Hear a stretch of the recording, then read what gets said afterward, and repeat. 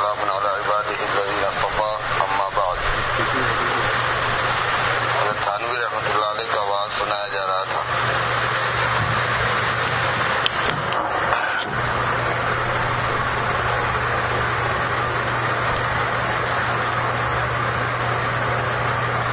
ایک بڑھیا کی حکایت یاد آئی.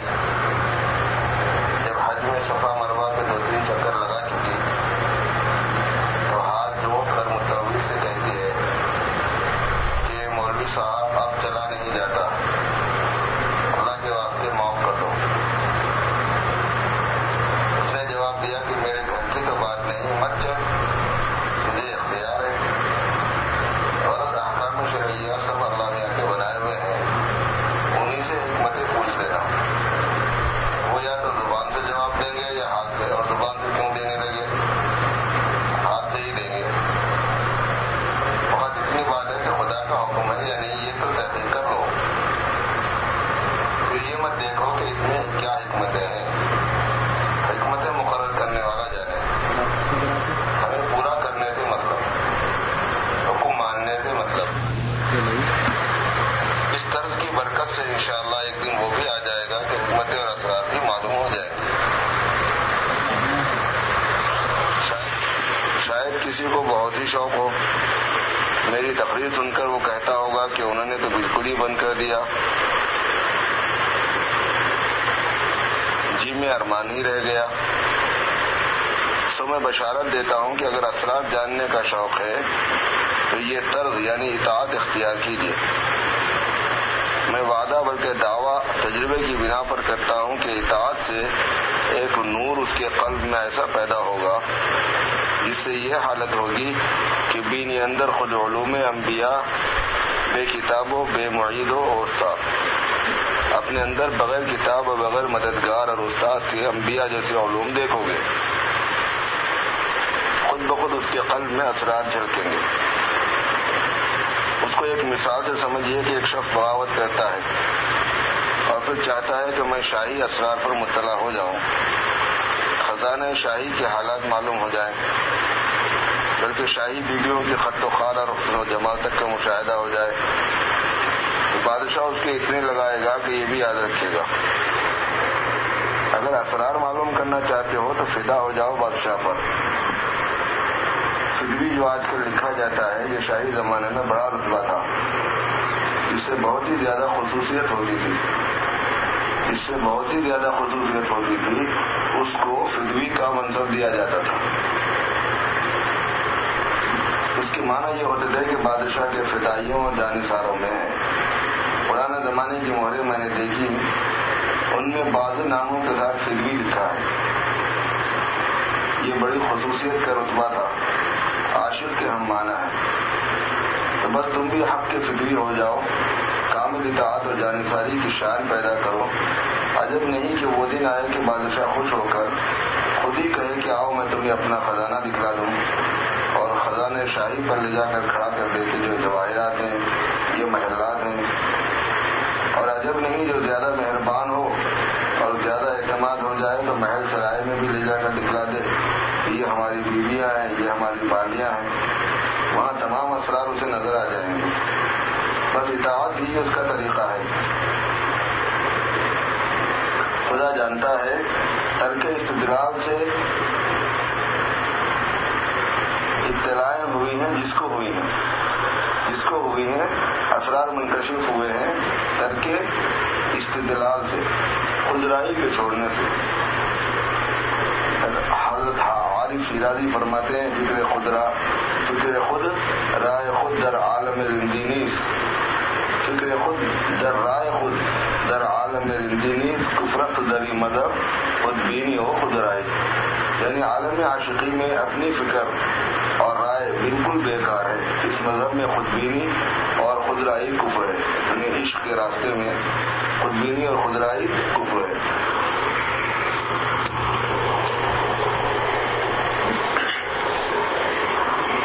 دیکھیے خودرائی کو کفر کہتے ہیں. جنہوں نے اپنے کو فدا کر دیا اور بلا تفتیش اور بلا چموچرا کامل اطاعت اختیار کی, ان کو حق تعالیٰ اپنے اسرار پر مطلع کر دیتے ہیں. حسب حسب استعداد. یہ میں نہیں کہتا کہ تمام اسرار پر مطلع کر دیتے ہیں، لیکن اتنا ضرور کر دیتے ہیں کہ ان کو اطمینان ہو جاتا ہے، کوئی شبہ نہیں رہتا. اور اس مرتبے کا نام ہے صدیق. حضرت صدیق رضی اللہ تعالیٰ عنہ کا یہی مرتبہ تھا. ایسا شخص نہ معجزے کا طالب ہوتا ہے نہ کرامت کا. اس کا قلب گواہی دینے لگتا ہے کہ یہ حق ہے، اس کو کبھی وسوسہ نہیں ہوتا. حضرت صدیق رضی اللہ تعالیٰ عنہ سے حضور صلی اللہ علیہ وسلم نے فرمایا کہ میں نبی ہوں. آپ نے فوراً تصدیق کی اور پڑھا اشہد ان لا الہ الا اللہ و اشہد ان محمدا عبدہ و رسولہ. حضرت عبداللہ بن سلام کہتے ہیں کہ فلما تبینت وجہہ عرفت انہ لیس بوجہ کذاب، یعنی جب کہ آپ کا چہرے مبارک ظاہر ہوا، فلما تبینت وجہہ، تو میں پہچان گیا کہ یہ چہرہ جھوٹے کا نہیں ہو سکتا. طلب سے بھی صدیقیت کی شان پیدا ہو جاتی ہے. جیسے عبداللہ بن سلام نے حضور صلی اللہ علیہ وسلم کو دیکھتے ہی فرمایا کہ یہ چہرہ جھوٹے کا نہیں، سچ ہے. نور حق ظاہر بود اندر ولی، نیک بھی باشی اگر اہل دلی. ولی میں انوار الہی نمایاں ہوتے ہیں مگر اس کا ادراک اہل دل کو ہوتا ہے.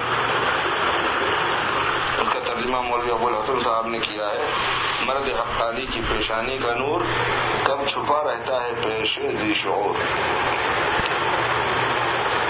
اور یہاں میں ایک بات قابل یاد رکھنے کے قابل بتلاتا ہوں کہ ایسی شہادت ہر شخص کے دل کی معتبر نہیں بلکہ اہل دل کی معتبر ہے.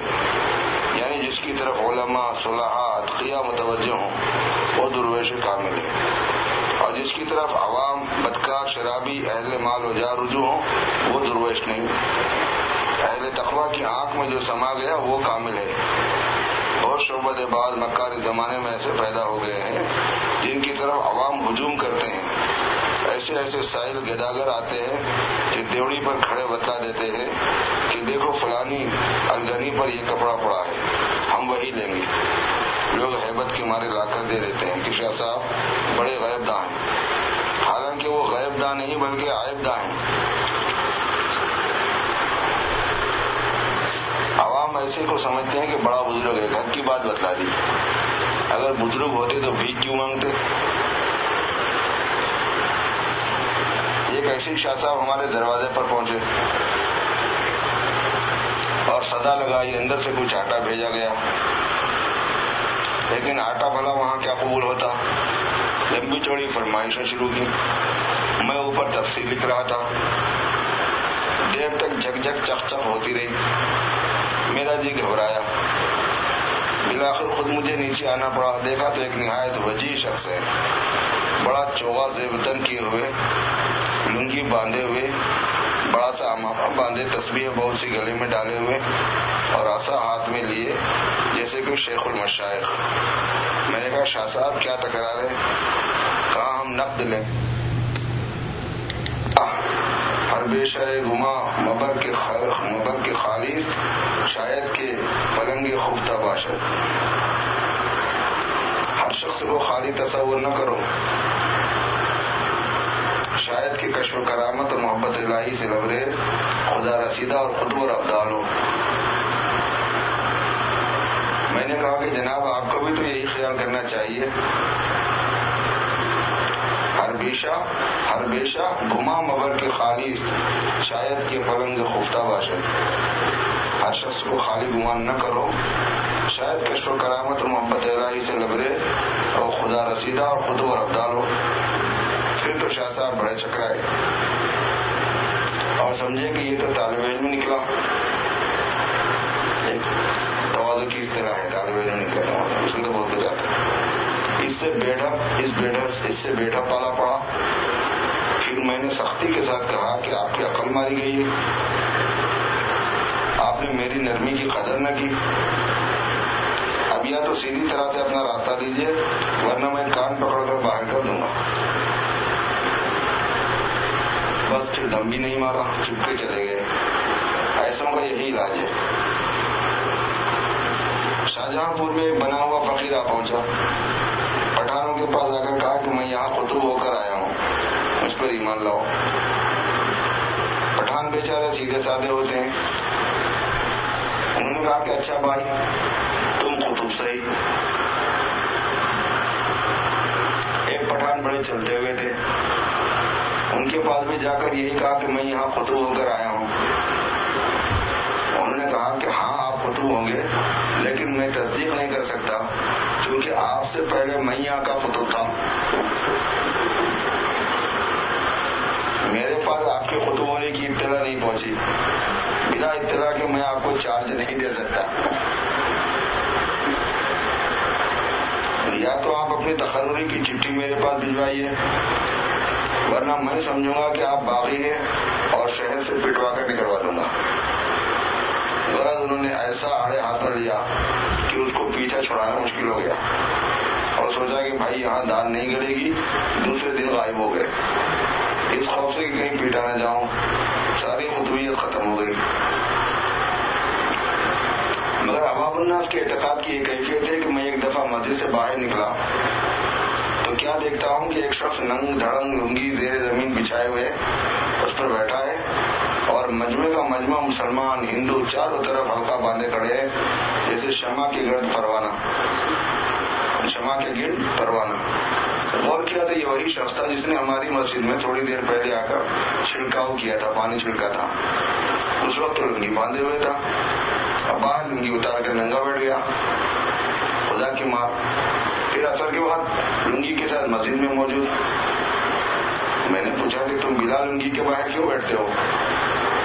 بس پوچھنے پر خفا ہو کر چلے گئے. بعض کا گمان تھا کہ قطب ہے. اگر ایسے لوگ بھی قطب ہونے لگے تو پھر دنیا میں کوئی اہل باطن ہی نہیں. آج کل یہ حالت ہے کہ جو جتنا شریعت سے دور اتنا ہی وہ خدا رسیدہ اور مقبول، اور جو شخص جتنا شریعت سے قریب بس ملا ہے. یاد رکھیے جس کو آنکھوں والے کہہ دیں کہ یہ کامل ہے بس وہ کامل ہے، ورنہ ایسا ہی ہے جیسے اندھوں نے ہاتھی کا حلیہ بیان کیا تھا. اندھوں کی آنکھیں تو ہاتھ میں ہوتی ہیں. اندھوں کے شہر میں ایک ہاتھی کہیں سے پہنچ گیا. جلسہ ہوا کہ تحقیقات ہوگی ہاتھی کیسا ہوتا ہے. سارے اندھے تھے. ایک ایک کر کے سب پہنچے اور ہاتھوں سے ٹٹول کر حلیہ دریافت کیا. ایک نے آ کر کہا کہ سانپ کے مشابہ ہوتا ہے، اس نے سون ٹٹولی تھی. دوسرا بولا نہیں مورچل کی طرح ہوتا ہے، اس کا پونچھ پر ہاتھ پڑا تھا. تیسرا آیا کہ پنکھے کی مانند ہوتا ہے، اس نے کان دیکھا تھا. ایک نے کہا نہیں تخت کے مشابہ ہوتا ہے، اس نے کمر دیکھی تھی. پھر آپس میں خوب لڑائی ہوئی. اگر کوئی سوانکھا وہاں ہوتا، سوانکھیا اس کو کہتے جس کو آنکھ ہوتی ہے، تو کہتا ہے کہ سب جھوٹے ہو اور سب سچے ہو. سب نے ایک ایک جو دیکھا ہے، پورا ہاتھی کسی نے نہیں دیکھا. کسی کو حافظ صاحب فرماتے ہیں صوفیوں کی زبان میں جب حافظ صاحب بولتے ہیں تو حافظ شیرازی مراد ہوتے ہیں، اور جب مولانا بولتے ہیں تو مولانا روم مراد ہوتے ہیں.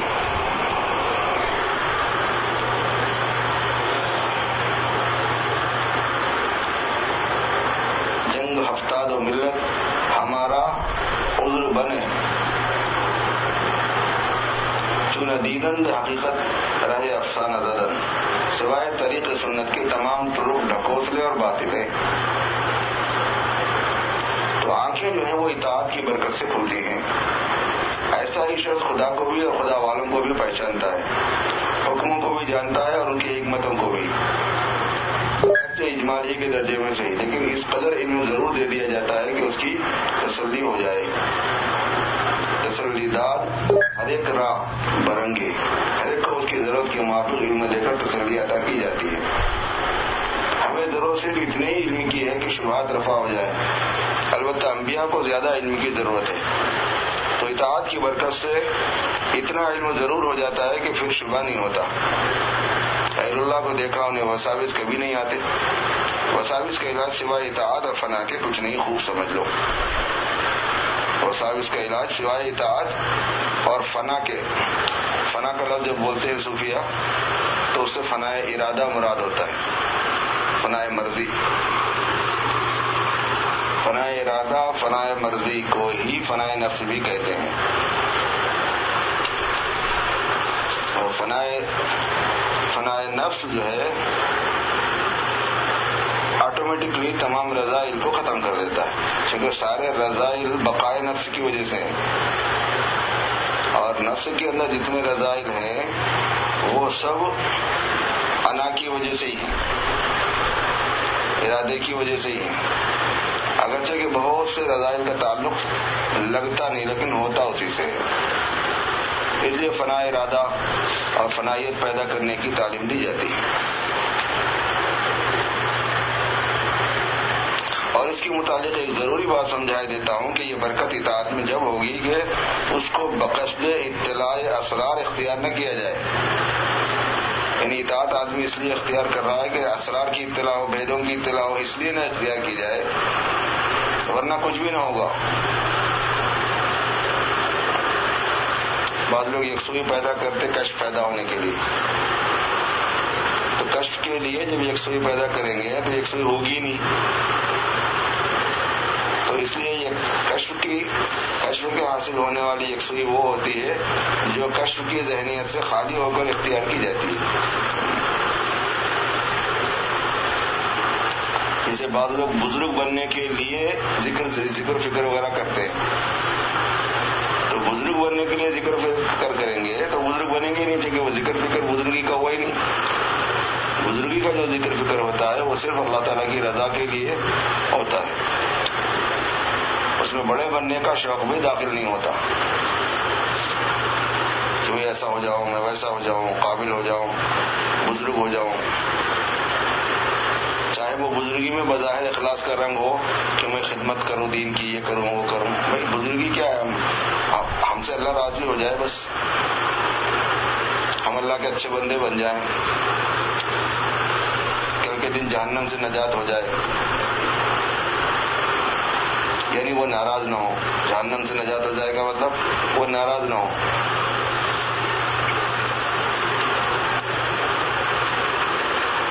یہ میں نے جملہ اس لیے کہا کہ جہنم سے نجات ہونا اور جنت حاصل ہو جانا اس کے دو اعتبار ہیں۔ ایک اعتبار اس کا یہ ہوتا ہے کہ جنت اللہ کی رضا کی جگہ ہے اور جہنم اللہ کی ناراضگی کی جگہ ہے، تو جنت مل جائے، جہنم سے میں بچ جاؤں، تو یہ اللہ ہی سے دوستی کی علامت ہے، اللہ ہی کے لیے ہوا ہے۔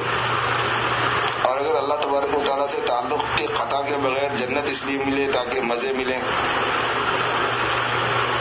اور جہنم اس لیے اس سے بچ جاؤں تاکہ مصیبت تکلیف نہ ہو، تو وہاں پہ بھی غیر اللہ پناہ پایا جاتا ہے اصل میں۔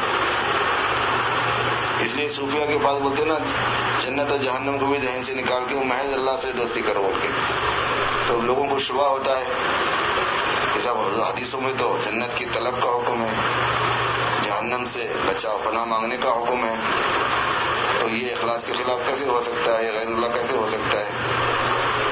بات اصل یہ ہے کہ حدیثوں میں جو بات سمجھائی گئی وہ یہ ہے کہ مقصود اصلی تو اللہ کو چاہنا ہے، اللہ کی رضا کو حاصل کرنا، ناراضگی سے بچنا ہے۔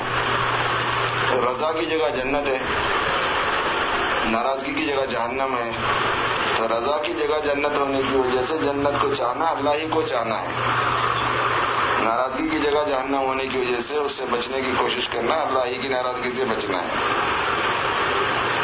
لیکن ایسا ہو سکتا ہے ایک درجہ اس کا یہ بھی ہوتا ہے کہ اللہ تعالیٰ سے تعلق سے کوئی غرض نہیں، کیونکہ ہم کو تکلیف برداشت نہیں اس لیے ہم تکلیف سے بچنا چاہتے ہیں، ہم کو مزے چاہیے اس لیے ہم جنت چاہتے ہیں، تو یہ جو ہے نیت کا کھوٹ ہے، اعلیٰ مرتبہ نہیں ہے۔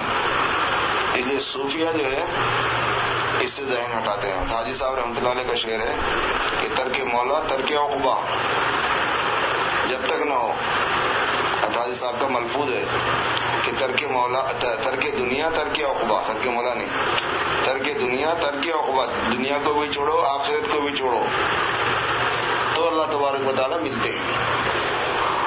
ان کے ملفوظ میں یہ بات ہے۔ شعر جو ہے وہ دوسرا ہے، ترک مولا ترک عقبہ، ترک مولا ترک عقبہ ترک ترک، مولا کو بھی چھوڑو اور عقبہ کو بھی چھوڑو، اور یہ ترک وہ ترک کو بھی چھوڑو، یہ چھوڑنا وہ چھوڑنا، یعنی اس سے بھی ذہن فارغ کرو، اپنا کام میں لگے رہو، بس منڈی جھکا کے۔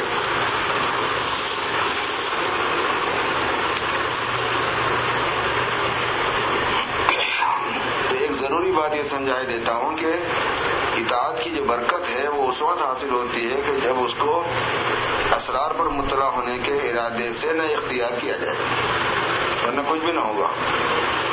یہ تو غرض کے واسطے اطاعت ہوئی. جیسے کوئی بادشاہ کے یہاں صبح شام ہر روز 2 بار حاضری دیا آیا کرتا ہے اور لوگوں کے پوچھنے پر کہہ دیتا ہے کہ میں اس خیال سے جایا کرتا ہوں کہ ہمیشہ خزانے شاہی کا حال معلوم کرنا ہے، شاید مہربان ہو جائے اور خزانے میں آنے جانے کی ممانعات مجھ سے اٹھا دی جائے. خفیہ پولیس نے خبر لگا کر بادشاہ کو اس کے ارادے سے مطلع کر دیا کہ حضور یہ آپ کا طالب نہیں ہے، آپ کے اسرار معلوم کرنا چاہتا ہے، اس کو بھیج دینا ہے آپ کے خزانوں کا. عجب نہیں بادشاہ اس کی اس حرکت پر اسی دن حکم دے دے کہ دربار کی حاضری بند، ایسے شخص کو ہرگز نہ آنے دیا جائے. مگر بادشاہ کو تو اس کی نیت کی اطلاع خفیہ پولیس کے ذریعے سے ہوئی اور اللہ تعالیٰ کو بلا واسطہ اطلاع ہے. تو اگر اس غرض سے اطاعت کسی نے شروع کی کہ اس کو اسرار کی اطلاع ہو جائے تو یہ غرض کی اطلاع ہوئی، پھر نہیں ہوگی، پھر نہیں، تو یہ غرض کی اطلاع ہوئی، پھر اطاعت نہیں ہوگی ہونا. اطاعت تو اطاعت کی غرض سے کرنا چاہیے، اللہ پاک کی اطاعت کی غرض سے کرنا چاہیے، اسرار کا ارادہ ہی نہ ہو. اللہ تعالیٰ بقدر آپ کی تسلی کے اسرار کی بھی اطلاع کر دیں گے. بس طریق یہ ہے کہ جس کو اہل اللہ نے تجویز کیا ہے، اس لیے وہ اسرار قصداً بیان نہیں کرتے. سب جوابوں کا جواب یہی دے دیتے ہیں کہ ہم نہیں جانتے یا ہم نہیں بتلاتے، بجز اس کے کہ مالک اور محبوب کا حکم ہے کرنا چاہیے. یہی وہ مبنا ہے جو اعمال کے سب ارواح کی روح ہے، اعمال کے سب روحوں کی روح ہے کہ اعمال کے اندر نیت جو ہے نا وہ صرف اللہ تبارک و تعالیٰ کی اطاعت مقصود ہو، اللہ کی رضا پیش نظر ہو.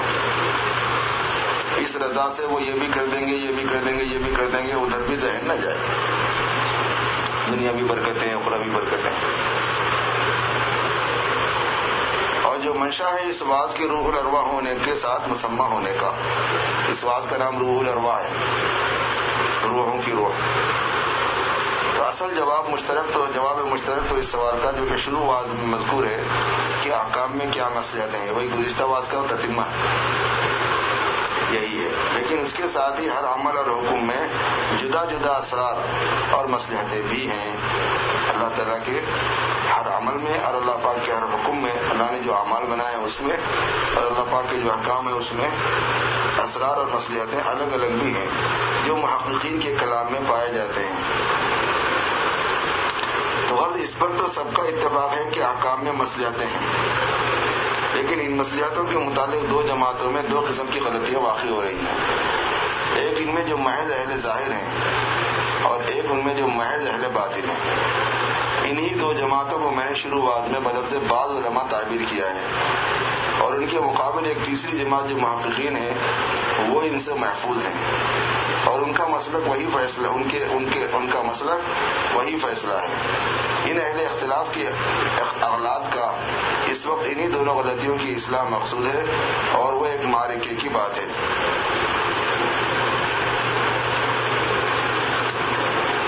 بیان اس کا یہ ہے کہ اس پر تو سب کا اتفاق ہے کہ شریعتوں میں، شرائع میں حکمتیں، احکام شریعت میں حکمتیں ہیں جن کے دوسرے نام روح اور مغز اور جوہر اور حقیقت اور اسرار ہیں. مگر باوجود اس اتفاق کے ان کے ساتھ معاملہ غیر محققین کا مختلف ہوا. البتہ محققین جو کہ جامع ہوتے ہیں ظاہر اور باطن اور صورت اور حقیقت کے، وہ حکمت باطنی اور صورت ظاہری دونوں پر عمل کرتے ہیں. مثلا صورت بھی بناتے ہیں نماز کی اور اس کی حکمت کے توجہ اللہ ہے جو اس کا مغز ہے اس کا بھی اہتمام کرتے ہیں، بس وہ دونوں کو جمع کرتے ہیں. باقی غیر محققین میں سے جو محض اہل قال ہیں وہ یہ غلطی کرتے ہیں کہ عمر بھر صورت ہی پر اکتفا کرتے ہیں، روح یعنی توجہ اللہ کی طرف التفات نہیں کرتے. نہایت نادان ہیں کہ نماز پڑھتے ہیں، سب کچھ ہے، صرف قبلہ بھی، وضو بھی، رکوع بھی، سجدہ بھی، مگر مقصود اعظم کی فکر نہیں، نہ توجہ اور نہ اس کی تحصیل کی کوشش. بس ہم سے والوں کی نماز یہ ہے، پھر یہ سمجھتے ہیں کہ کامل نماز ہے، مگر یہ غلطی محض عملی ہے اور اس کے ساتھ ہی باطن کے وہ منکر نہیں ہیں. اب رہ گئے وہ غیر محققین جو محض اہل باطن سمجھے جاتے ہیں، وہ صوفیہ منکرین ہیں ظاہر شریعت کے. وہ صوفیہ منکرین ہیں ظاہر شریعت کے. ان کی حالت یہ ہے کہ انہوں نے صرف باطن کو دیکھا، انہوں نے سمجھا کہ مقصود اصلی ہے، انہوں نے صورت کو بالکل ہی اڑا دیا. انہوں نے سمجھا کہ نماز رکوع سجدہ جو ہے یہ پوسٹ ہے، چھلکا ہے، مغز نہیں. مقصود محض مغز ہوتا ہے تو پوسٹ حذف کر دیا جائے، پوسٹ چھلکوں کو کہتے ہیں. انہوں نے توجہ کو کافی سمجھا، لہذا صورت ارکان کو انہوں نے بے وقت قرار دیا. حتیٰ کہ بعضوں نے صاف کہہ دیا کہ نماز بحیثیت قضائیہ فرض نہیں. اپنے حیدرآباد میں بھی ایک پوری جماعت ہے وہ کہتی ہے کہ ہم دل سے نماز پڑھتے ہیں، دل کی نماز والے بولتے ہیں. اسی طرح ستر عورت کی روح لباس تقوی عن الحرام، حرام سے پرہیز کرنا قرار دے کر اس کو اپنے نزدیک حاصل کر کے سمجھے کہ ظاہر بدن کا ڈھکنا فرض نہیں، برہنہ رہنا جائز ہے. وہ جیسے اس سے پہلے ایک آدمی لنگی اتار کے بیٹھا تھا، قصہ سنا ہے نا ابھی حضرت. روزے کی حقیقت قوت بہیمیہ کا توڑنا سمجھے، اس کو اپنے ذہن میں توڑ ڈالا. اب ضرورت روزے کی نہیں. حج کی روح معیت مع اللہ اور کیفیت محبت و عشق کی نکالی، اور بذا میں خود اپنے گمان میں کیفیت عشق و محبت کی حاصل کر کے اپنے گمان میں جو حج کا مقصود تھا وہ حاصل کر لیا، اور اپنے مشرب کے لیے بزرگوں کے کلام سے استدلال کیا.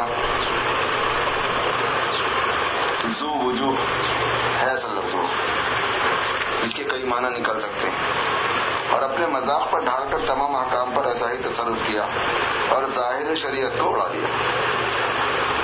یہ بتا رہے ہیں کہ بعض لوگ ایسے بھی ہوتے ہیں کہ جو غیر محقق ہیں، انہوں نے شریعت کے احکام میں مصلحتیں ہیں یہ مانا اور اپنی طرف سے اس کی مصلحتیں سمجھ کے صرف مصلحتوں پر نظر رکھی، اصل چیز کو ہٹا دیا، صورت کو ہٹا دیا، اس کی پابندی کو اپنے لیے ضروری نہیں سمجھا. اور اہل ظاہر پر تان کیا کہ زکوٰۃ پر خوش ہیں، حالانکہ جب تک حب مال نہ ظاہر کرے تو بیکار ہے. غلط اہل صلاۃ اہل زکوٰۃ پر تان کیے اور ان پر ہنسے، جس کا انجام ان کے لیے کفر اور دوسروں کے لیے مطلق العنانی ہوا. ان کے لیے تو کفر ہوا اور دوسرے ان کو دیکھ کے غلطی میں پڑ گئے نا بھائی. پھر انہوں نے تو ریاضت و مجاہدے کے بعد کیا، دوسروں نے بلا ریاضت نماز روزہ چھوڑ کر فسق و فجور اختیار کیا، طوائفوں میں ریڑے منہ کالا کیا، اور کسی نے اعتراض کیا تو کہہ دیا کہ میاں ہما اوست، کون کرتا ہے کون کراتا ہے.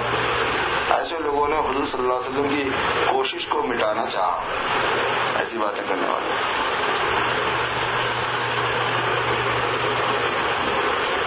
درگاہ وغیرہ کے پاس دیکھا ہوگا اپنے کے پاس بھنگ پینے والے، خستہ حال خستہ بال، مہینوں سے غسل نہیں کیا، داڑھی مونچھ کو بھی صحیح نہیں کرائی، اور جناب والا نہ نماز نہ روزہ، مست رہتے ہیں بھنگ، وہ پڑے رہتے ہیں اور وہ لوگوں کو ایسے ہی دوست کی باتیں کرتے رہتے ہیں. اے ادھر فقیر کی سن، یہ راز لے کے جا، وہ راز لے کے جا. وہ اپنے کو خود بھی بڑا سمجھتے ہیں اور دوسرے لوگ بھی ان کو سمجھتے ہیں کہ یہ بہت پہنچی ہوئی شخصیت ہے. حضرت جلال آبادی رحمۃ اللہ علیہ نے ہمیں ایک واقعہ سنایا تھا کہ ایک صاحب اجمیر شریف گئے فاتحہ پڑھنے کے لیے، اور فاتحہ پڑھنے کے لیے بزرگوں کے پاس جاتے رہنا چاہیے، بڑی برکتوں والا ہوتا ہے جانا بزرگوں کے پاس.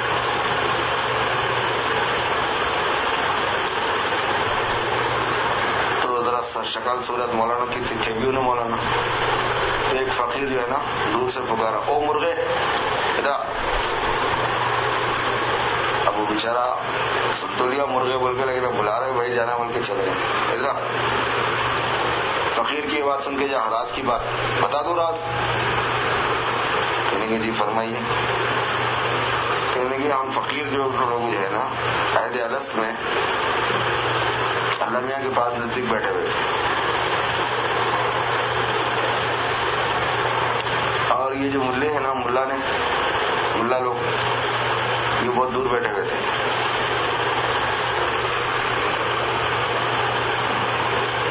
اور علامہ نے فرمایا بھنگ پوزا، تو یہ کم بخت سن لیے نماز روزہ، جا بولے رات کی بات سنا دی وہ.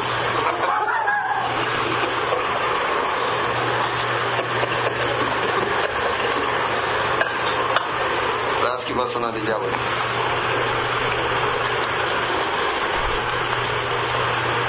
ایسے لوگوں نے حضور صلی اللہ علیہ وسلم کی کوشش کو مٹانا چاہا، لیکن اسلام کے حافظ حضرت حق ہیں، ان کا وار چلا نہیں اہل باطل کا. انہوں نے کوتاہی نہیں کی. شریعت بزبان حال ان سے خطاب کر رہی ہے، قتل ای خستہ بشمشیر تو تقدیر بنود، ورنہ ہیج از دل بے رحم تو تقصیر نبود. تم نے تو کسر نہ چھوڑی، میرا مٹنا مقدر نہ تھا، نہ مٹا سکے. خدا کا ہاتھ میرے سر پر تھا، خدائی چراغ کو کوئی بجھا نہیں سکتا. بس ایک جماعت نے روح کی طرف التفات نہیں کیا اور ایک نے صورت کی طرف التفات نہیں کیا.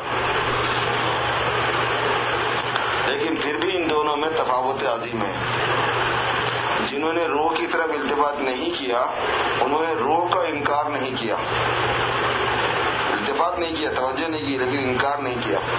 اور جنہوں نے صرف روح کو لیا انہوں نے صورت کا انکار کیا. نیز جنہوں نے روح کی طرف التفات نہیں کیا وہ روح کو بالکل چھوڑے ہوئے نہیں ہیں. یہ ایک باریک بات سمجھنے کے قابل ہے. روح کی طرف متوجہ نہیں کیا لیکن چھوڑے ہوئے نہیں ہیں، یعنی روح کے درجات متفاوت ہیں، فرق ہیں. صوفیہ نے روح کے بعض درجات کو ذکر کیا ہے. رمضان کے بعض وعظوں میں میں نے انہی ارواح کو بیان کیا ہے، لیکن ارواح میں ان کے علاوہ اور مراتب بھی ہیں، اگرچہ ان سے ضعیف ہوں. جیسے انسان زندہ ہوتا ہے روح حیوانی سی اور اس کے مراتب مختلف ہیں.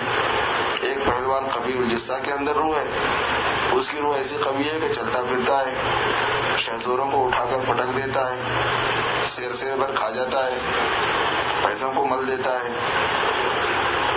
ایک ایسے بیمار کی روح جو 4 برس سے مدقوق ہے، دق کی بیماری میں ہے، اور اس کو دق درجہ ثالث کو پہنچ گئی ہے. جیسے کینسر میں درجات ہیں نا، ایسے دق میں بھی ہوتے ہیں. کھانسا بھی نہیں جاتا، آنکھ کھولنے میں بھی تکلیف ہوتی ہے. اس کی روح بہت ضعیف ہے، لیکن ایسی باقدر ہے کہ اس کی خاص طور سے حفاظت کی جاتی ہے، اس کو صدمات سے بچایا جاتا ہے. اس کی ایسی قدر ہے کہ وہ خود ہی 4 دن بعد مرنے والا ہو، لیکن اگر کوئی اس کو مار ڈالے تو پھانسی ہوگی. قوی الجثہ پہلوان اور مریض مدقوق دونوں کے مار ڈالنے میں ویسی ہی پھانسی ہوگی.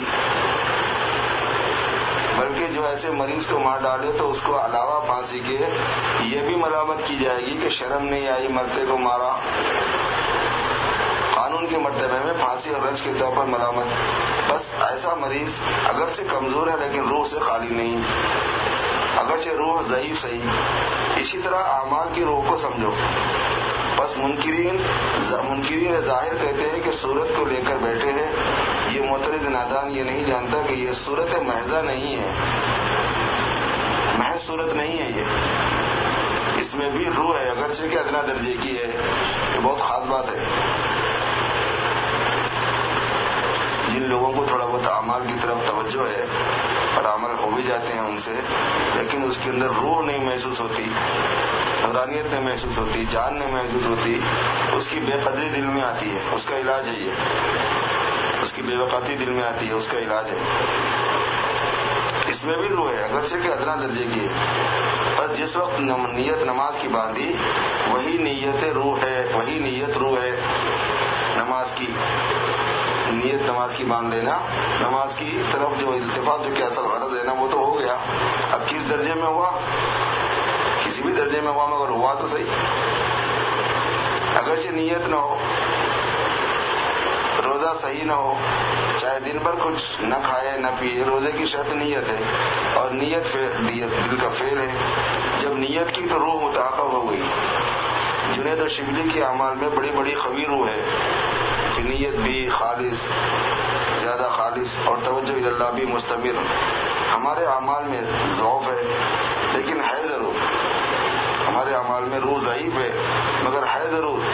مگر اس ضعیف روح کا بھی جو شخص حق ضائع کرے گا وہ بھی سرکاری مجرم ہوگا.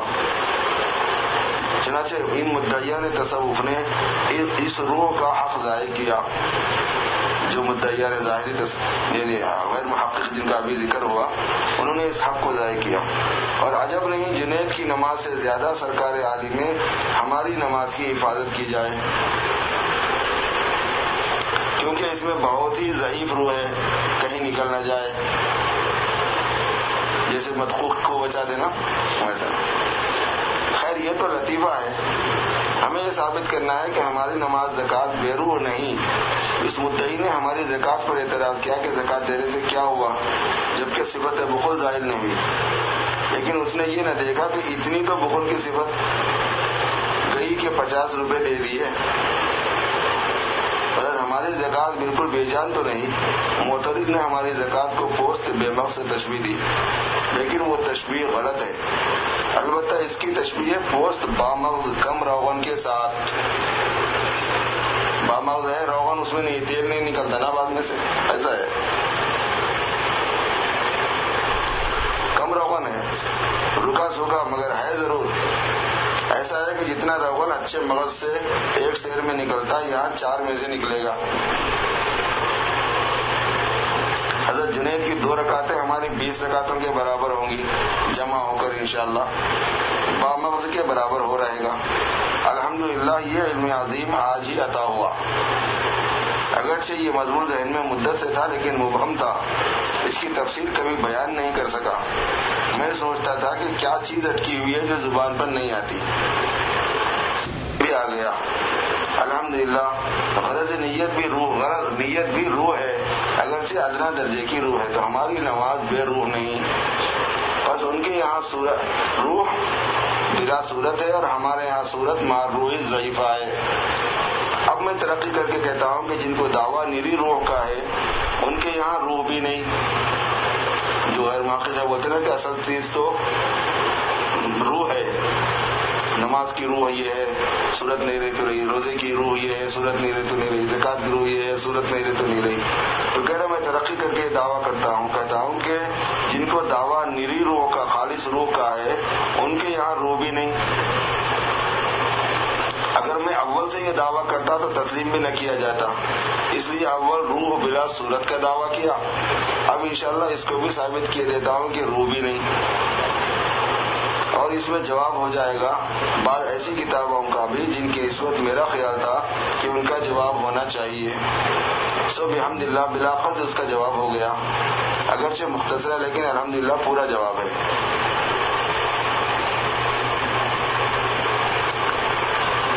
رنجک وہ بارود جو بندوق کی پیالے میں رکھی جاتی ہے جس سے پہاڑ اڑائے جاتے ہیں، تھوڑی سی ہوتی ہے لیکن پہاڑ اڑانے کے واسطے کافی ہے. بس میں کہتا ہوں کہ جس کو وہ لوگ بلا نماز کے روح نماز کی سمجھتے ہیں، روح نماز ہی نہیں، یہ میرا دعویٰ ہے. تحقیق اس کی یہ ہے کہ بعض ارواح کے تحقق کے بعض شرائط ہوتے ہیں. قاعدہ عقلیہ ہے کہ بلا شرط کے مشروط نہیں پایا جاتا. جو چیز شرط ہوتی ہے کسی چیز کی، اس کا جو نتیجہ ہوتا ہے اس کو مشروط کہتے ہیں. وضو شرط ہے، نماز اس کا مشروط ہے. تو بعض شرائط ہوتے ہیں، بعض ارواح کے تحقق کے بعض شرائط ہوتے ہیں. قاعدہ عقلیہ ہے کہ بلا شرط کے مشروط نہیں پایا جاتا. نماز کی جو روح ہے یعنی توجہ اللہ، نصوص خطیہ سے ثابت ہے کہ بدون نماز کی صورت کے نماز کی اس روح کا تحقق نہیں ہوتا.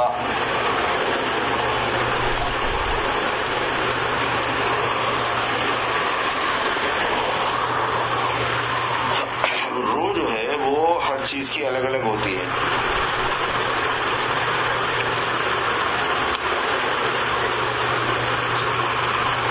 آنکھ کے اندر ایک روح ہے، کان کے اندر بھی ایک روح ہے، زبان کے اندر بھی ایک روح ہے، ناک کے اندر بھی ایک روح ہے. پھر پوری روحوں کی ایک روح ہے جس کی وجہ سے آنکھ کام کر رہی، کہ ناک کام کر رہی، منہ کام کر رہا، کان کام کر رہے. ہم میں روح ہے تو یہ سب چیزیں کام کرتے، مگر یہ سب چیزیں کام کرنے کے واسطے جہاں سے وہ روح کام کر رہی ہے نا اس جگہ کی ایک روح ہے. وہ روح جو ہے نا وہ اس صورت کے بغیر کام نہیں کرتی، ظاہر کے بغیر وہ روح ہوتی نہیں ہو. مطلب اس کا یہ ہے کہ آنکھ کی روح نکل گئی، آدمی زندہ ہے لیکن آنکھ کی بینائی نکل گئی، تو آنکھ کی روح آنکھ سے ہی کام کرنے کی عادی ہے، کان سے کام کرنے کی عادی نہیں ہے.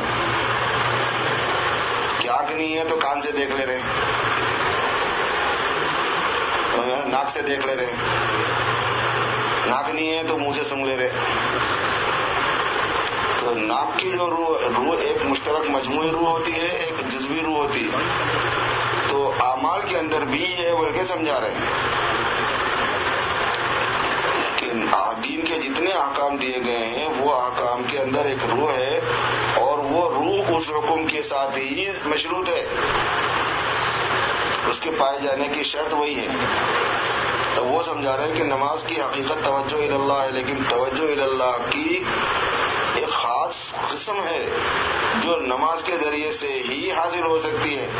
جیسے دیکھنا ایک قسم ہے جو آنکھ کے ذریعے سے ہی حاصل ہوتی ہے.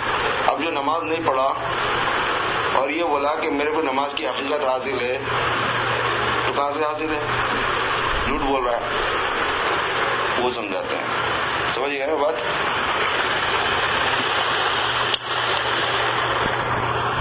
نماز کی جو روح ہے یعنی توجہ اللہ، سے ثابت ہے کہ بغیر نماز کے اللہ نماز کی روح نہیں، بلکہ خاص وہی توجہ اللہ جو نماز کے ضمن میں پائی جائے، اور ظاہر ہے کہ بدون نماز کی نہ پائی جائے گی. تو ان کا یہی دعویٰ غلط ہے کہ ہم نے نماز کی روح بغیر نماز کی حاصل کر لی. مثلا روح انسانی کے فیضان کے لیے بدن انسانی کا شرط ہونا معلوم ہے.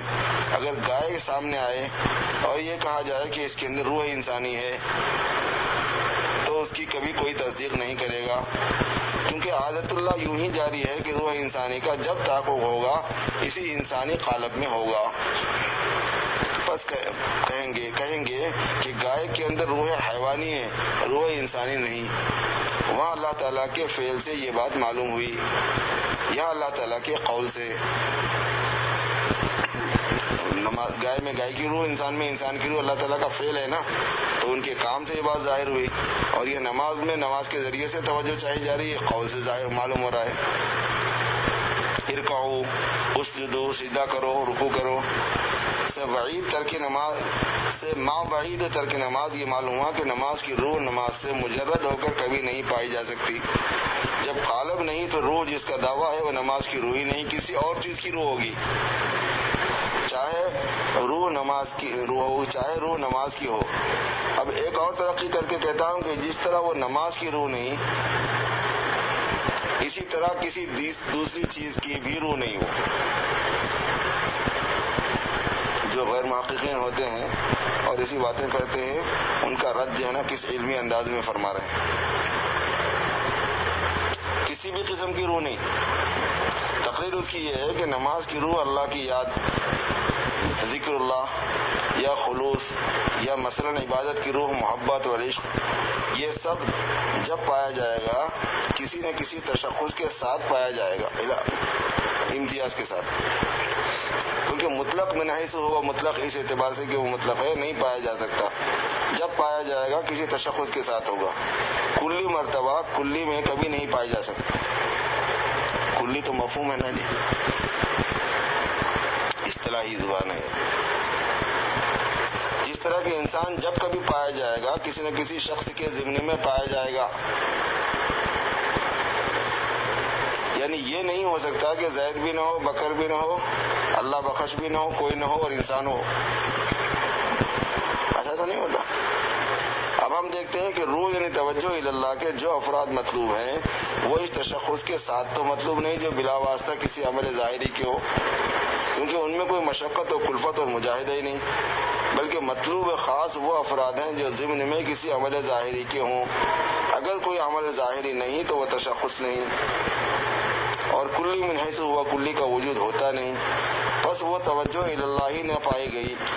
اس لیے ہم کہتے ہیں کہ کوئی روح ہی نہیں پائی گئی، نہ نماز کی نہ غیر نماز کی، اور اگر کوئی عمل غیر نماز کیا ہے تو صورت کی حاجت ہوتی، تو اے مدعی پھر وہی صورت کیوں قبول نہیں کرتا جو محبوب نے تجویز کی؟ ہم تو تیری نفی صورت کو جب جانتے جب نری روح کو لا کر کھڑا کر دیتا، جب صورت سے چارہ نہیں تو صورت مجوزہ محبوب اللہ پاک کی طرف سے تجویز کی ہوئی جو صورت ہے اس توجہ کی، اس سے کون سی اچھی صورت ہوگی؟ ایک سیاح نے ایک جوگی کو دیکھا جو قشقہ لگائے ہوئے مندر میں بیٹھا ہوا تھا، مگر اس کے چہرے سے نور ایمان نمایاں تھا، کیونکہ ایمان کا نور چھپا نہیں رہ سکتا،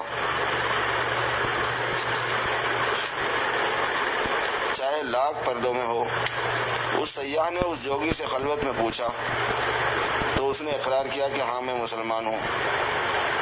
وجہ اس ظاہری وجہ کی دریافت کی تو کہا کہ اسلام میں قیود بہت ہے، میں آزاد ہوں۔ قیود سے وحشت ہوتی تھی۔ سیاح نے کہا کہ شرم نہیں آتی، اطلاق کا دعویٰ ہے تو یہاں بھی قید کفر کی ہے، وہاں قید اسلام کی تھی، وہاں زمزم کی قید تھی تو یہاں گنگا کی قید ہے۔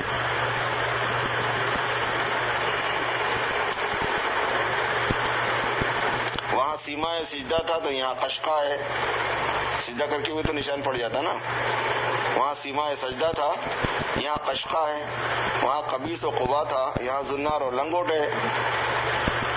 غرض اطلاق کا محض دعویٰ ہی ہے، آزادی یہاں بھی نہیں۔ ہاں البتہ اتنا فرق ہے کہ ایک قید محبوب کو پسند ہے اور ایک ناپسند ہے۔ بس تنبہ ہوا، چونکا، فوراً توبہ کر کے مسلمان ہوا اور بزبان حال پڑا، جزاک اللہ کا چشمم باز کر دی، مرابا جانے جاں ہمراز کر دی، اللہ تعالیٰ تجھے اچھا بدلہ دے کہ تو نے میری آنکھیں کھول دی اور میرا محبوب حقیقی سے تعلق پیدا کر دیا۔ ایسی غلطیاں بڑوں کو ہو جاتی ہیں، یعنی عوام کے نزدیک جو بڑے ہیں جن کے نام کے ساتھ رحمت اللہ علیہ لگا ہوا ہے، ورنہ دراصل بڑا وہ ہے جو متبع شریعت، کیونکہ ولایت شعبہ ہے نبوت کا، جتنا کوئی نبی کے مشابہ ہوگا اتنا ہی وہ بڑا ہوگا۔ حاصل یہ ہے کہ ان کی جو روح ہے وہ روح بھی نہیں، موٹی بات ہے کہ گنے کا رس گنے سے حاصل ہو کر پایا جا سکتا ہے، انگور سے نہیں۔ جو رس انگور سے حاصل ہوگا وہ انگور کا شیرہ ہوگا، گنے کا نہ ہوگا۔ تو اگر مشابہ گنے کے رس کے ہو تو اس راہ میں بہت دھوکے ہو، اگرچہ کہ مشابہ گنے کے رس کا ہی کیوں نہ ہو، اس راستے میں بہت دھوکے ہو جاتے ہیں۔ بعضے بڑوں کو بھی دھوکے ہوئے ہیں اور وہ چونکہ مر گئے ہیں اس لیے ہم ان کی شان میں گستاخی کرنے سے زبان کو بچاتے ہیں کہ اللہ کا نام لینے والے تھے، یہ اللہ کے نام کا ادب ہے، لیکن ان کے مقالات سے ہم قرآن و حدیث کو نہیں چھوڑ سکتے۔ ان کے حق میں یوں تعویل کر لیں گے کہ ان سے غلطی ہوئی، حال کا غلبہ ہو گیا، غلط جو تعویل ہو سکے گی کریں گے، چاہے وہ واقعی ہو یا غیر واقعی۔ جب کوئی نہ مانے گا تو ہم صاف طور سے کہیں گے کہ ہم ان کے نہیں مانتے، وہ کوئی نبی نہیں تھے، فرشتے نہیں تھے جن کا ماننا فرض ہو۔ یہ طریق ہے بڑا نازک، اہل باطل سے جو غلطی ہوتی ہے وہ کفر تک پہنچ جاتی ہے اور اہل ظاہر کی غلطی محض معصیت تک رہتی ہے۔ اسی واسطے ایک بزرگ فرماتے ہیں کہ نحن نخاف الکفر وانتم تخافون المعصیۃ، تم تو غلطی سے گناہی کا خوف کرتے ہو، ہم کو تو کفر کا اندیشہ ہے۔ فرماتے ہیں در راہ عشق وسوسے اہرمن بسیس حشدار و گوش راہ بپایام سروش دار، طریق باطن میں شیطان کے وساوس اور خطرات ہیں اور ان سے بچنا چاہتے ہو تو ہوشیار رہو اور شریعت کا اتباع کرو۔ ہزاروں وسوسے، ہزاروں خطرے، یہاں تک حالت ہے کہ بعض کے سامنے شیطان ایک آسمان پیش کر دیتا ہے جس میں اشکال فرشتوں کے جیسے ہوتے ہیں جو گفتگو کرتے ہیں، پھر وہ لوگ کسی مولوی کی نہیں سنتے۔ ایک بزرگ کو روح کا نور منکشف ہوا، بوجہ غایت لطافت کے اس کو وہ نور حق سمجھے اور 20 برس تک اس غلطی میں مبتلا رہے، 30 برس کے بعد سمجھے کہ یہ تو روح کا نور تھا، سخت حرمان ہوا کہ میں اتنے عرصے تک شرک میں مبتلا رہا۔ اسی واسطے بہت بڑے شیخ کامل محقق جامع بین الظاہر والباطن کی ضرورت ہوتی ہے، جس کی شان ہو برکف جامع شریعت، برکف سندان عشق، ہر ہوسنا کے ردانت جام سنداں باختن، ایک ہاتھ میں جامع شریعت دوسرے میں سندان عشق، یعنی شریعت اور حقیقت دونوں میں ماہر ہو، شریعت اور طریقت دونوں میں پورے طور سے واقف ہونا ہر ہوسناک کا کام نہیں ہے۔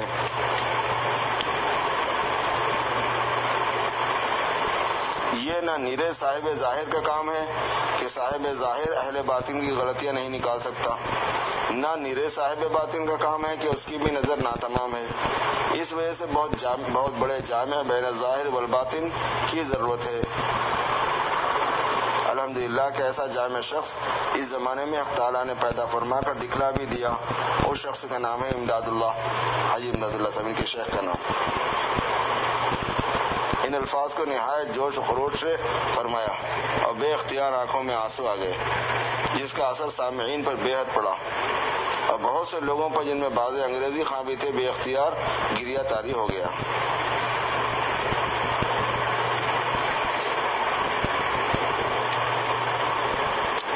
سوا 8 بجے ہے نماز، عشاء کی نماز 8:15 بجے ہے بتا رہے تھے، تو ہو سکتا ہے کچھ ساتھی وہاں جمع ہو گئے ہوں اور بہت سے ساتھی ایسے ہوں گے جو لائن پہ سن رہے ہوں گے۔ تو ایسے لوگوں کے لیے جو لائن پہ سن رہے ہیں، ظاہر ہے کہ ان کی رعایت کرنے کے بجائے ان کی جو وہاں ہوں، جن کو نماز کا وقت ہو رہا ہے، کرنا زیادہ بہتر ہے۔ آج ہم اس نواز کے پڑھنے کو یہیں پر ختم کرتے ہیں، اور البتہ تھوڑی دیر اس کو ایسے آن رکھتے ہیں، چونکہ یہاں پہ بھی کوئی ساتھی بیٹھے ہوئے ہیں، اگر کوئی بات چیت اس نوعیت کی ہوتی رہے تو وہ چلتی رہے گی۔ جن کے لیے نماز کا وقت قریب ہو، وہ نماز کی طرف توجہ فرمائیں۔ بڑا عجیب نظم تھانوی رحمۃ اللہ علیہ کی زبان کتابی ہے اور تھوڑا سا اصطلاحات سے ہوتی ہے، تو اس لیے آدمی جلدی مانوس نہیں ہوتا، لیکن حضرت تھانوی رحمۃ اللہ علیہ کی کتابیں پڑھنے کے بعد ان کا چسکا اگر پڑ گیا تو پھر کسی کتاب میں مزہ نہیں آتا، کیونکہ ان کی ایک ایک سطر میں علم ہے، ایک ایک صفحے میں کئی باتیں ملتی ہیں، جبکہ ایک بات کے لیے کسی اور جگہ پہ آپ جائیں گے تو پورا بیان پڑھے تو ملے تو بدغنیمت تو سمجھو آپ، کئی صفحے پڑھیں گے تو ایک آدھ بات ملے گی۔ ان کے پاس علوم کا دریا ہے، بہت علوم۔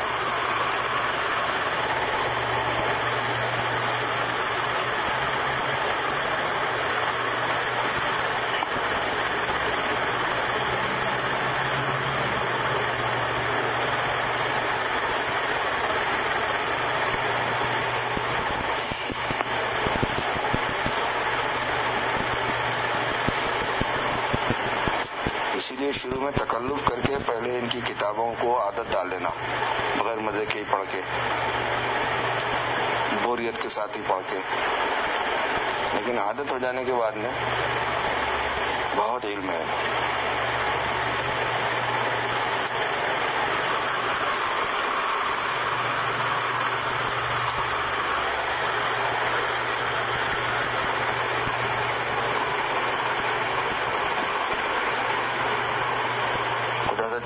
رحمۃ اللہ علیہ، حضرت تھانوی رحمۃ اللہ علیہ سے ملاقات سے پہلے حضرت تھانوی کے مواعظ ہی پڑھتے تھے، پڑھ کے بزرگ ہو گئے انہوں، اس لیے حضرت تھانوی کے پاس جانے کے بعد ان کو کچھ کرنا نہیں پڑا، سب ہو گیا تھا آٹومیٹک۔ اس وقت تقویٰ پرہیزگاری پہلے سے تھا، علم کی ضرورت تھی، وہ حاصل ہو گیا۔ حضرت جلال آبادی پیدائشی ولی تھے، بعض روحیں اس دنیا میں آ کر آلودہ نہیں رہی،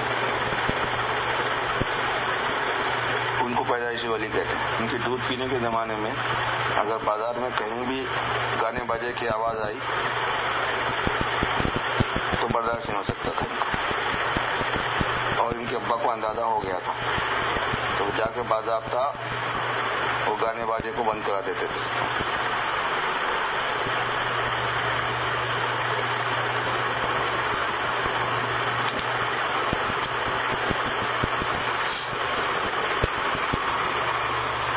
سے فرمایا کہ ایک مرتبہ فرمایا تھا ایسے بیٹھے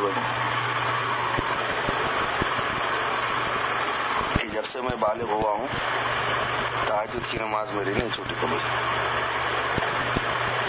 اور یہ بھی فرمایا کہ اس وقت سے لے کے آج تک رات کے 3 بجے کے بعد سونا یاد نہیں ہے مجھے، سردی ہو گرمی ہو رات بڑی ہو چھوٹی ہو دن میں کام زیادہ ہو گیا ہو کم ہو گیا ہو 3 بجے کے بعد سونے کا ٹائم نہیں ہے. بس اتنا میرے کو یاد ہے بس. حالانکہ اپنے ہی زمانے کے بزرگ ہیں یہ لوگ بھی لیکن اس زمانے کے لگتے نہیں. اپنے حالات پر غور کرنے سے اندازہ کرنے سے دیکھنے سے اندازہ ہوتا ہے کہ یہ اس زمانے کے لوگ نہیں ہوتے. اس سے پتہ چلتا ہے کہ ہر زمانے میں بعض صالح اور خالص روحیں بھی ہوتی ہیں. تعداد کا فرق ہو جاتا ہے کم زیادہ کا.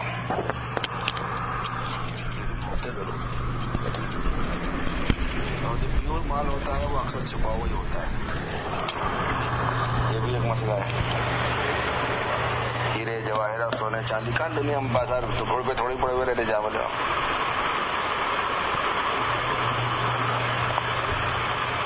اس کی دریافت ایک مسئلہ ہے. جو لوگ سلوک کی طرف متوجہ ہیں اس لیے سب سے اہم کام ہمیشہ نیت کو ٹٹولنے کا ہے. دل کو صاف کرتے رہنا خالص رکھنا دل کو. دنیا کی جھنجھٹوں سے خلوخال سے اغراض سے آلائشوں سے جتنا دل کے اندر صفائی آئے گی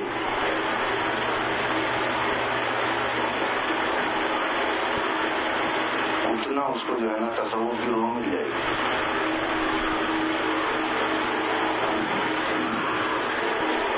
اس لیے تصوف کی تعریف میں صفائی قلب بھی لکھا ہوا ہے. صفائی قلب کا نام لوگ تعبیر کر دیتے ہیں اہم جس کو دیکھ کے. جیسے انسان کی گردن بولتے ہیں پورا انسان مراد لے لیتے ہیں.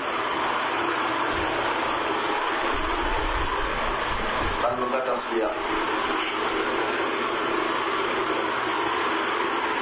اور قلب کو صاف کرنے سے مراد ہے کہ قلب کے علاوہ دوسری چیز نہیں رہنا ہے. مطلب نفس نہیں گھسنا ہے. یہ قلب میں کیا چیز آتی ہے جس سے قلب کو صاف کرنا ہے. دل کے اندر کیا چیز آتی ہے جس سے دل کو صاف رکھنا ہے تو اس میں نفس آتا ہے. تو جو بھی چیزیں آتی ہیں وہ نفسانیت کی آتی ہیں دل کے اندر جس سے دل گندا ہوتا ہے. اور نفسانیت شروع ہوتی ہے میں پن سے خودرائی سے میری مرضی میرا اس سے شروع ہوتا ہے نفسانیت. اس لیے فنا ارادے کا نام تصوف ہے. تو کبھی صفائی قلب بولیں گے کبھی فنا ارادہ بولیں گے.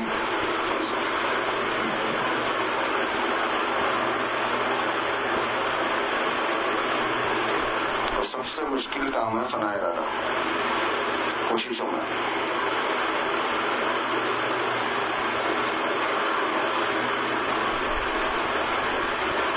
اور اس کے اجمالی علاج میں سے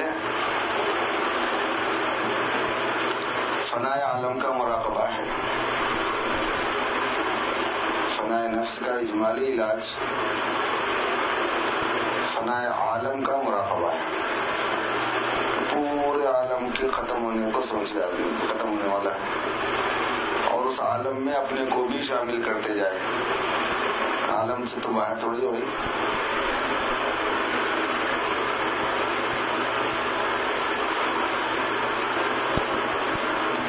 فنائیت کا غلبہ ہو جاتا ہے فنائے عالم کا تو فنائے نفس کے بھی اثرات ظاہر ہو جاتے ہیں. اس لیے جزوی علاج کی بھی ضرورت پڑتی ہے بہت مرتبہ خاص اجزاء کی. لیکن علاج کلی جو ہے وہ اخلاق رذیلہ کا فنائے عالم کا مراقبہ ہے. یہ حضرت جلال آبادی نے مجھے بتایا تھا. ایک مرتبہ میں نے پوچھا تھا تو حضرت نے فرمایا تھا ایک ایک چیز کہاں پکڑتے بیٹھو گے فنائے عالم کا مراقبہ کرو.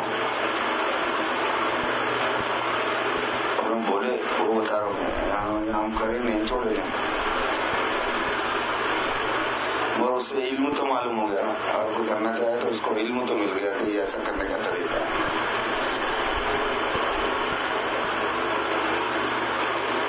کلو من علیہ فان کہتے ہیں.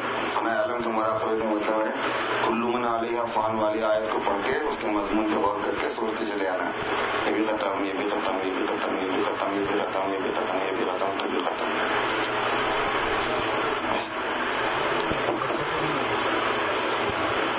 نماز نہ وجہ بن سکے. ٹھیک. سبحان اللہ.